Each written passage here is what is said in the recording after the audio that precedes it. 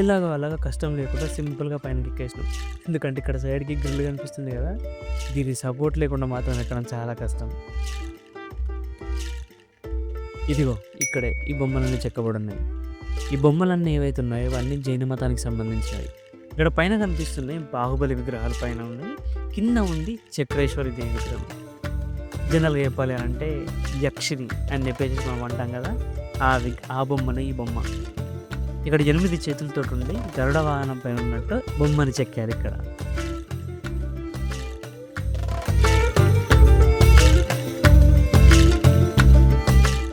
ఇక్కడ మెయిన్‌గా తెలుగు, కన్నడ, సంస్కృత భాషల్లో ఒక ఇన్‌స్క్రిప్షన్ రాశారు. దీని గురించి నేను మెయిన్ వీడియోలో చెప్తా. ఆ వీడియోని మీరు చూడండి.